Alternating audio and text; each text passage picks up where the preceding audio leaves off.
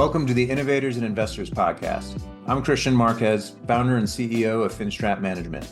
At Finstrat, we provide CFO-led accounting, finance, and reporting services to assist clients monetize their business. Stick around to the end of the podcast, and I'll share how you can be our next guest. Now, on to the show.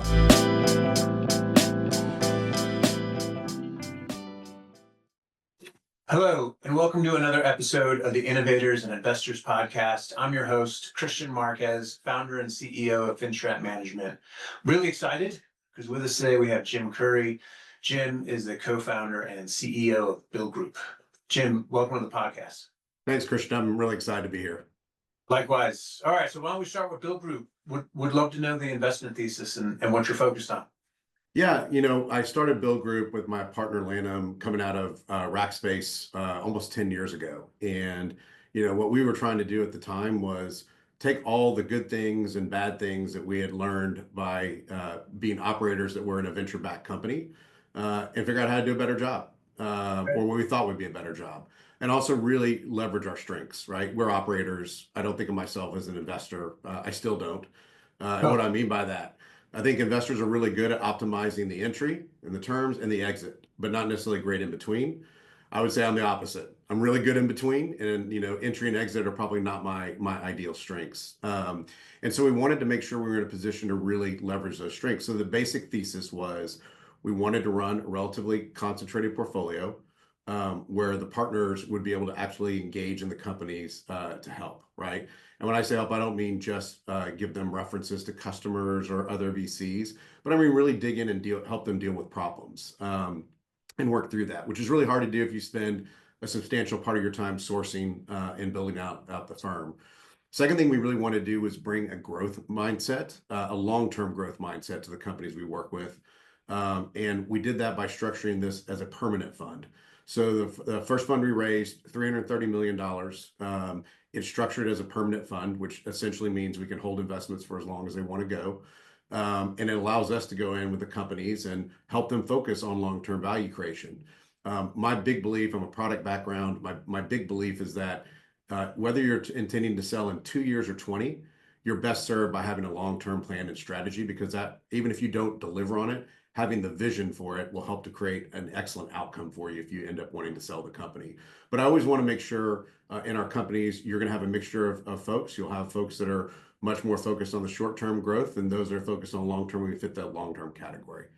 From a product thesis, we really are focused on, initially in our first fund, the way we described it was data-enabled workflow SaaS companies.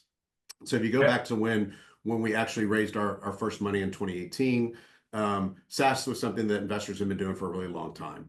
Workflow SaaS is popular because it's super sticky. When you have an app that a human or a machine depends on for their job, it's something that's easy to grow. There's a lot of land and expand opportunities typically.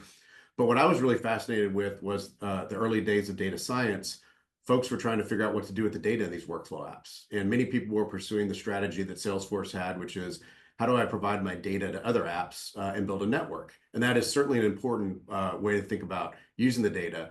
But I became really fascinated by this idea of how do you take the data from the workflow and actually make the product better? How do you take it from an app that you log into and you're guided through what to do to an app where you log in and it says, hey, here are the 3 things you should be doing, or here are the things I'm doing on your behalf. And that became the area in which we worked. Fast forward to sort of 2020, 2021, that just happened to work really well in the world of AI. And in full transparency, if you go back to our original deck, we talked about AI, but I said it's probably a decade or more away. But when you have a company that's already prepared for it and you can put AI on top of it, it works really well. And so we describe it now as AI-enabled workflow investing. We've had a number of exits that have been in this space, and that's where we spend our time.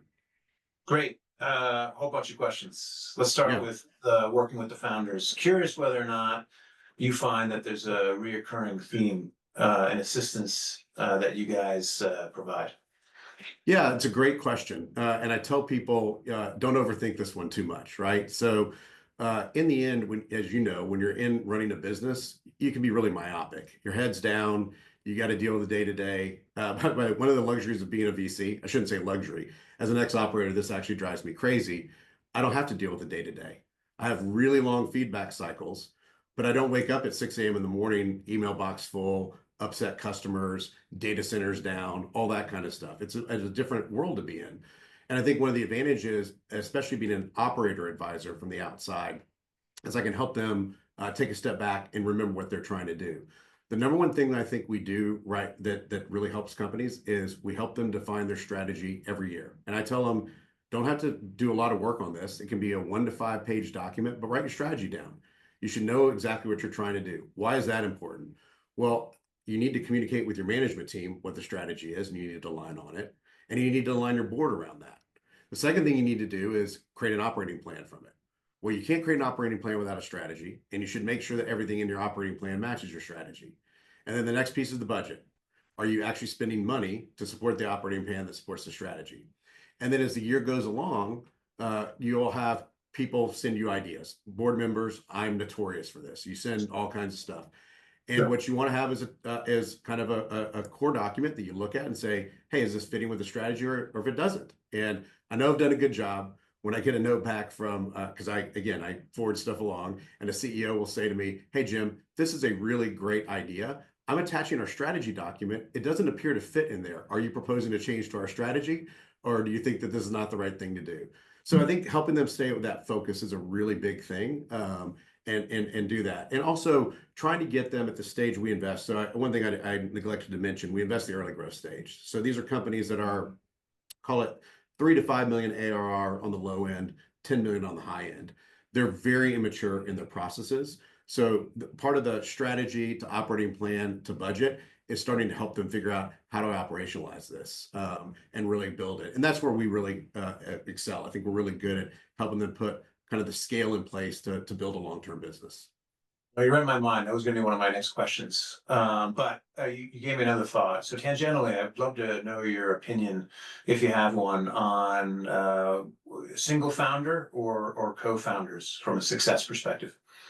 Oh, that is a great question. I'll answer a little bit of a different question first. I do not believe in co-CEOs. I think Okay. that is a really difficult thing to make work. I think in the end, you really need to have one person in charge.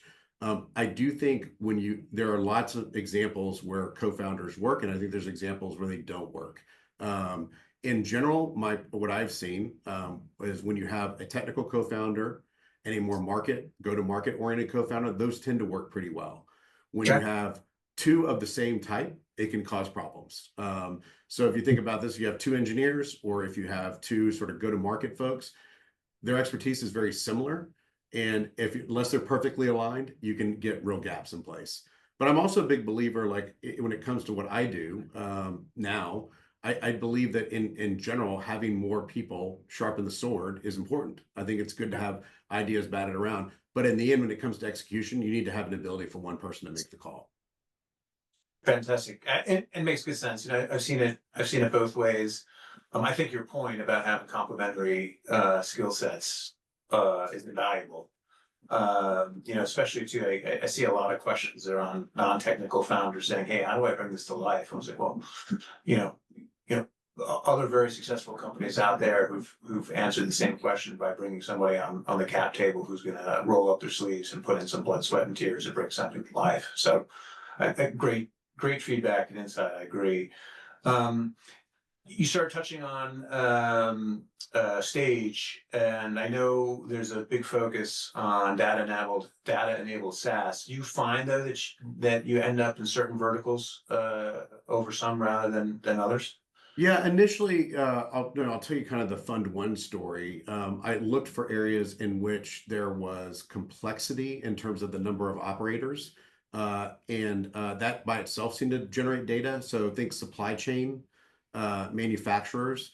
Okay. You tend to, when you have more players, you have more data. That data needs to be shared. That data tends to be valuable. And so, yeah, that's the case. But then one of our bigger successes, we had a company called Case Text, which was in the legal space, which, when I invested in that 5 years ago, I remember everyone saying, "What are you doing? Legal tech's kind of a dead hole." And this was even different because it was trying to be on the front end. They were trying to build a very early version of an AI-enabled drafting tool. And the founder just sold me when I met with him, and he couldn't raise any money. But it was interesting at the time. I never really thought about it as a data space, but then he showed me, hey, lawyers have been using our platform for 8 years to research and generate briefs. And I have tons of data on how they do that.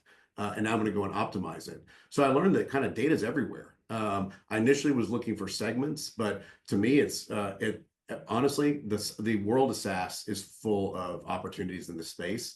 I think the great part is now it's much easier in the world of AI to extract data. And the data science world, it was a lot harder, right? I mean, you think about the way you had to structure data the right way, you had to make sure you collected it the right way, you had to have someone that knew how to build the artifacts, you had to have a business analyst looked at it. I mean, now like it doesn't take that much work. I showed my kids how you just dump a bunch of data from MLB into Chat GPT, and it can do a lot of analysis for you. And so the world has changed, and I think it makes it a lot easier for people to do. But, I don't necessarily have a thesis around verticals, but I do think there are some that probably will have more opportunity. But in general, I think every SaaS company has an opportunity to do this. Yeah, it's interesting. It'd be fun to unpack whether or not the opportunities correlated to the complexity. If I had to bet, Yeah. I'd probably say yes. Yeah. Well, it's funny. We're doing it ourselves. We like every other firm, we're figuring out how to use AI to really work top of funnel, ingest, extract data, move the analysis. But I'm also using it to analyze our investment process. Where are we having gaps? Where is it slowing down? And it's not a super complex process, right? We're a small team. We're only 8 people. But I do think there's value into measuring, what we're doing well and what we're not just measured on the outcomes of the investments, but how's the process flow and where we have inconsistencies. And that includes how we do diligence, everything else. So yeah, I do think that the more players you see in an industry, the more those players have to work together, the more you're going to tend to find data. Because when you have partners, you're sharing data, which means you probably have applications that are generating really valuable data. Totally makes sense. If we could take a step back for a moment. So I heard Fund started in 2018. Would love to know what your career looked like leading up to co-founding BuildGroup. Sort of a meandering road. So, I went to UT as an undergrad, and I was sort of perfect on paper. My guess is you were probably perfect on paper too, right? I was well-rounded at everything. I had grade A, I had great scores, and I had kind of a holy crap moment my senior year. I don't know what I want to do with my life. And I got a job at Goldman in investment banking. And for me, that was, I'm the son of a NASA engineer and a school teacher. I didn't have a lot of experience with business. And I was like, well, this is just a great way to learn business. I was an econ major. I thought investment banking would be great because of the math. Turns out investment banking math's not that hard. But it ended up being a great experience because I had great training. This was back when these programs were really small, but Goldman prided itself on almost an apprenticeship type program. And I had some amazing people that literally sat next to me. Amy Hood, who's the current CFO of Microsoft, was my cube mate and good friend. And I learned a ton from all these folks. And I left from there to go work at a private equity fund that attracted me because I started to get the itch of like, maybe I don't want to do this. I don't want to make money by taxing other people's transactions with a fee. Maybe I want to do something different. And the founder of the firm promised me an opportunity to go work at a company. And so second year, I went to work at a company in Edmonton, Alberta. Was the day after I actually got engaged, and had to explain to my wife I was going to leave. And I loved it. I did everything, and I loved the company. And that led me to switch careers. I helped start a company called Bow Street in Boston back in the .com days. You could think of us as sort of an, for lack of a better term, we were an app server for web services. And we had a great little run before the .com crash, and then we went under. We had raised $130 million. I had done Salesforce. I was running sales for our financial services vertical, and learned a lot in that process. And then I had to watch it all dry up. And ended up going to Dell for a couple of years, and then found Rackspace right as it was getting off the ground. My partner called me and said, "Come down and join."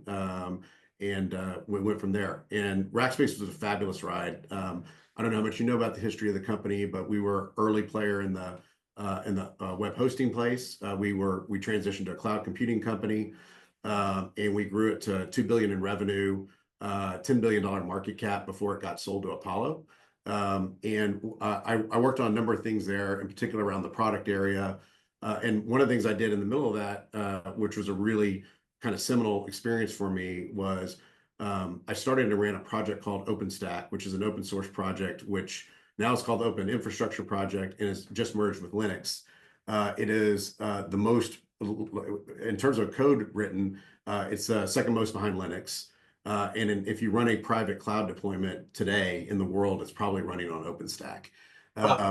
The reason I was really intrigued by this was, kind of 2008, 2009, the writing was on the wall that Amazon was gonna kill us. I mean, they all of a sudden hosting was going from a data center infrastructure game, put up servers, put up networking, get it all up and going, to a software game. And we weren't necessarily going to win that, nor could we compete with them based on cost. So the idea was, let's get the rest of the world that has the same problem as us aligned with us to build this code base. So I started that project. I ran it for a bit as a foundation, and it really helped me kind of understand what, I mean, obviously going through the dot-com era, that was a big tectonic shift, moving over to, kind of from the client server world to that world. But this was a really big shift from, enterprise software went from being something that was all proprietary to a real focus on open source. And I watched that shift up close. And I think we're seeing a lot of the same things happen right now with AI as it comes in and changes models. So that was my background. I left in 2015 and started BuildGroup shortly after with my partner. We invested our own money for a bit. One lesson you learn in this industry is you can lose your own money as much time as you want. You can lose other people's money one time and you're done, right? And I'm also very conscientious, right? I wanted to do a good job. And so we had to learn how to do this, how to get in a position where we felt confident we could raise a fund and not do a terrible job at it. And so we did that. We raised money in 2018. That fund is a permanent fund, so it'll be around forever. It's got recycling built into it. And we're continuing to evolve how we go forward in the future with new offerings. Fantastic. So you have this fantastic operator and technical experience and technical background. How does that influence your due diligence today when you're looking at the potential investment? Yeah, from a technical perspective, I've learned this the hard way. One of the things you learn as an operator who goes to become a VC is you don't quickly reject things, right? So VCs, especially who have not been operators, they're looking for stuff that's perfect, right? They want to find stuff that they don't feel like they're going to have to engage in because they've got 30 portfolio companies. They just need them to work. And if they're not working, they can't really spend a lot of time on them. I had a little bit of a different approach, which is not the right approach. And I've since learned it's more common than I thought, which is I looked at things and would say, I could fix that. Now, what I've learned is when it comes to business models, that is somewhat true. Like I feel like almost anything that you can find that's not working well on the operating side is fixable. That's not 100% true, but I would tell people every single company we've invested in has had some major go-to-market issue that needed adjusting.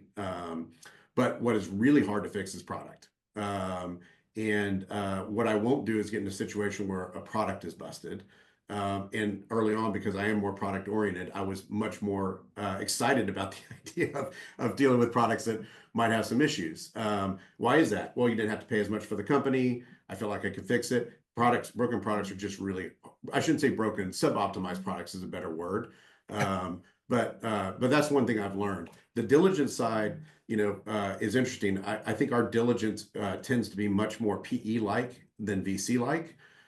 Which can be dangerous because the data, if you take the data for the companies this small and make too many assumptions, you can make bad decisions, and we have both ways. We've analyzed our way out of good investments. We've analyzed our way into bad investments. It's just how it goes when you look at data. But we have what we've gotten really good at now is how to do diligence in a way that's not just about where the company is today, but really helping to establish where it can go in the future. And I really use this as an opportunity to build a relationship with the folks that we're going to work with, not just the CEO, but the whole company. And to me, that's really important. And it's not a matter of, often hear VCs refer to whether founders are coachable or not. I found that kind of offensive because I view this as a joint journey. And that to me, the question is, are we going to work well together and make each other better through our engagement or not? And that's where I spend most of my time in the diligence. And I would say now what comes out of our diligence phase is much more of like an operating plan than it is a diligence checklist. Oh, interesting. Okay, so then approach is unique. You're right. I mean, you regularly hear about fund investors who their mentality is as well. It's a numbers game. Let me cut a bunch of checks, but by consequence, I can't get involved as I'd otherwise like. So then, as you look back since 2018, what were some of the key takeaways of how BuildGroup evolved and how you run the business today as a consequence of how you look for companies and invest?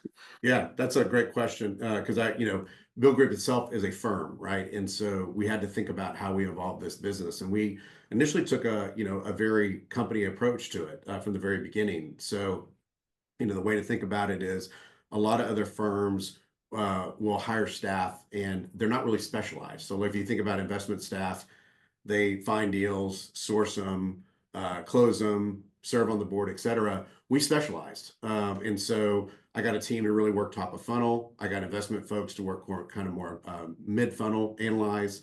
And then most of the work that's done after the fact is done by the partners on the team or out of our network, because that's where our strengths really are. And I think that model works really well. Now, there's changes you have to do to it because I've never managed investment professionals before. And investment professionals, especially young ones, have to think through how where their career is going. And specialization is a really hard thing for them to understand. But what I've gotten better at doing is recognizing, hey, I want specialization, but I also want to broaden their skill set.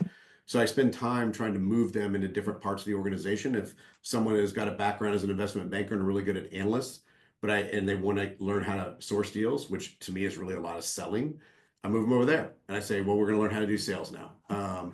We've also had real success in people off our team, and I think we attract people onto our team that have an itch to operate, like I did early in my career, and I didn't know it.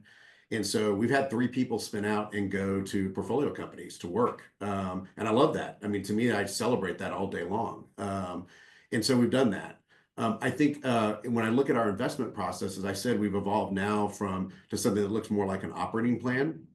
I also think we've gotten better at understanding the art of investing.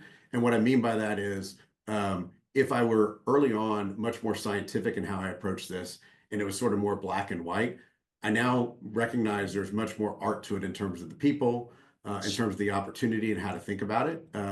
And I think in that there's real opportunity. Case Text is a great example on that because on paper, when we invested in it, it wasn't exactly the perfect company. But I met the founder. One of the first people I'd seen that actually had developed an AI team. And I got really fascinated with what they were doing. So I would say I'm getting a better judge of kind of the softer side of this business than I was to begin with, but that only comes from experience. And then the last thing I'd say is I like people, right? One of the things about being an operator, I like teams, I like building with people. Having a strong relationship is really important. Strong relationship where you're trusted is important. And so for me, I want to be in a position where whether it be the CEO, their head of product or sales, they want to call me. Not because they're obligated to, because they've got a monthly call scheduled with me, because they want to celebrate, they want help with the problem, they just want to talk, right? Yeah. I like to think of them as good friends. It doesn't mean you don't have tough conversations. I mean, Sure. I always remind them, like, I'm a fiduciary, you're a fiduciary.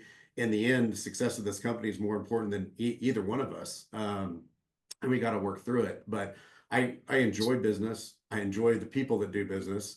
I like working through problems, and I learn a ton. This is my point about why I don't like the term coachable founders. I learn as much from them as they learn from me. Right. And if you're doing it really well, working together, you can achieve a much better outcome than on your own.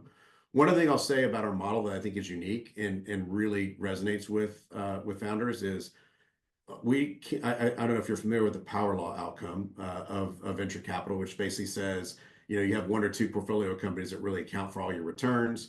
Most of the rest are zeros, right?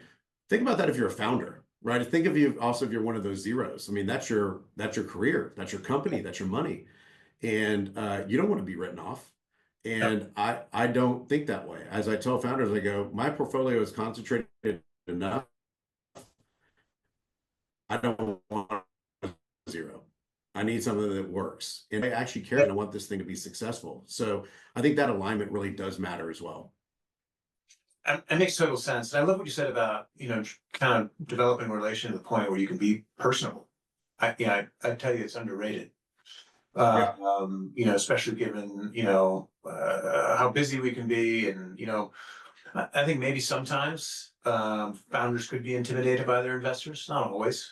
So kudos to you to, really making yourself, or at least establishing a relationship where you can have conversations like this because they're valuable, right? You Yeah. have the benefit of looking at lots of different businesses, where sometimes, founders, this could be their first or second rodeo. Yep. Would love to get your take on culture. Have you found it's just been a natural extension of your business and investment philosophy, or are you deliberate? I think culture is really important. If you look at Rackspace and our history at Rackspace, the culture was probably our number one competitive factor. And what I mean by that, we were hiring people off the street, had worked at Gap, had been, coming straight out of college, had no experience as technical support staff. And we were bringing them on board and we were training them and changing their lives. And one of the things we learned is, especially if you're in a customer support environment. So back, think about what we did. We were helping people, especially in the early days of the e-commerce world, keep their applications up and running. And we differentiated based on support, which is very different at the time than what you saw from our competitors, which was, it was about speeds and feeds. They wanted to say we had the latest blade server and our bandwidth looks like this or whatever. But if your application didn't work, it wasn't really their problem. We took a different approach, which is you shouldn't even care what the hardware is. We're just going to make sure your application is up and running with you and be a great partner. And what we discovered is if you have happy employees, that leads to them to put out their best for their customers. And if the customers are happy, guess what? The employees feel better. And it's just a really virtuous loop, right? And also, again, like, I don't want people to come to a place that they hate. I mean, life is short. You want people to volunteer to give their best, and you're only going to get their best if the culture is important. And culture is different everywhere. They all have different approaches, but the way I always think about it is if I go into a company and they don't have a defined culture and a mission of some sort that I can see that everyone's sort of rallied around, then I think that's a bad sign. And culture comes in different forms. You go to Google because you're going to work on the best technical problems. We had a company called Fix, which sold to Rockwell Automation. They were in the maintenance professional space. So these are the teams that have to work in factories, turning screws, oiling things, tracking parts, all that kind of stuff. And what they learned was their customer base were actually very much interested in the outdoors and very much interested in environmental protection. And so they kind of oriented the company around that and attracted employees that were interested in that. So you had this really interesting synergy between the employees and the customers as well. And I just use that as an example of like fixing that alignment really matters. And you just get great results out of people when they want to come to work hard, and they feel personally attached to what you're doing. By the way, that's really hard to do in the world of virtual now. It's one of those things where I'm not as much, I don't think it's because of my age, but I'm not as much of a fan of the virtual company because I think it's hard to establish culture when people are not together. And I think remoteness, unfortunately, establishes distrust. When people are not around each other, I think you get natural levels of distrust, which are hard to overcome. Interesting. Have you seen any really appealing solutions to overcome remote work? Well, a lot of our companies are more remote now, and I say if you're going to do that, you got to establish the budget to really make sure y'all are getting together regularly. But my preference would be for companies, and most of our companies do it this way, is you can not really have a dedicated be in the office, but what I'd love it is if you hire your employees in the same region, right? So don't decide they can work wherever they want, but decide like, hey, we're based in Phoenix, Arizona. I want everyone to be within an hour's drive of Phoenix so that when we want to get together, we can get together. Because then sometimes it becomes a cost issue, right? You can't fly everyone in from around the country, 10 times a year. But if everyone's within an hour drive, you could probably do it at least once every couple of weeks and get them together. So we try hard to get people to operate that way. And there are benefits to being remote. So I won't knock all those down, but culture definitely takes a hit. Zero doubt about that. Humans need to be together to establish culture. Very true. I agree. There's definitely benefits, but FaceTime, proximity, breaking bread, I mean, they're invaluable. I miss it to a degree, in our case, we're predominantly remote, but to your point, we try to get together on a regular basis, just because we enjoy each other's company. We love working together, but you're right. I mean, you can't make up for that conference. Jim, great podcast. One of the questions I love to wrap up with, if you had an opportunity to go back and have a conversation with your younger self, what would you share? What stage? How young? Your call. We've had some guests who've been like, all right, hey, 8-year-old self. Yeah. Well, it's funny. I do a bunch of stuff at University of Texas, and last week I had to talk to two groups, one at the business school, one at the undergrad school. And number one thing I always tell them is, first of all, you can make all the mistakes you want in your 20s. Don't try to be perfect like I was. And in fact, that in some ways I would argue, while there were great benefits to it, probably took me off what my purpose was. Get out there and try stuff. And the second thing is, don't panic. I mentor so many people, and they get so worked up about, am I on the right track? Am I doing the right thing? And I've made some fatal mistake, and I just try to give them stories about that's not the case. I was that person. I was definitely in that mode. And then now as I've gotten older, I have my kids. I've got my oldest just turned 16. I talk to him a lot, and I've said to him, like, life is about people and experiences. The only memory that's going to exist of you when you're gone is the people that you were with. And that memory is even stronger when you've had really good shared experiences with them. So like, I think about Rackspace as an example. When I was there, it was a few dozen people at the beginning and, to thousands at the end, but they're all people that I have really fond memories of, and vice versa. And so work really hard to help my kids understand all that. One of the things also I tell people is, the good news is the world has changed from where you and I graduated college, and there definitely is not as much of a straight line path. There's a lot more flexibility to go and do different things, and I think that's tremendous. So yeah, I'll tell myself to relax and make more mistakes and do all that kind of stuff early, and don't panic about it. I love framing it as making mistakes, because sometimes too, I think people don't start things out of fear of failure. Yeah. And maybe they don't necessarily appreciate that here in the US that we have a culture that allows people to fail. And it's not the case in every country. So take advantage of it. Because you don't know what you don't know. Well, when you get to be our age too, it's funny, and you sit around and talk to people, we don't talk about our successes. When I sit down and talk about Rackspace with my friends, we all talk about, do you remember that time this happened? I'm like, oh yeah. I remember we made that mistake. And I say, those memories are great because they were pivotal moments, and always something good comes out of them.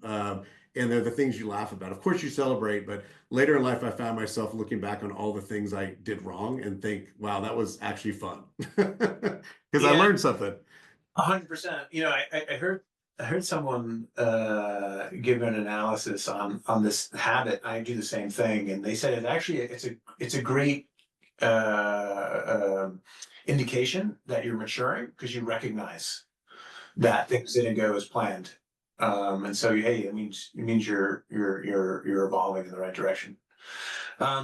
Jim, great podcast. Thank you. If there are any of our listeners who'd like to get a hold of you, how can they find you? Jim@buildgroup.com. Awesome.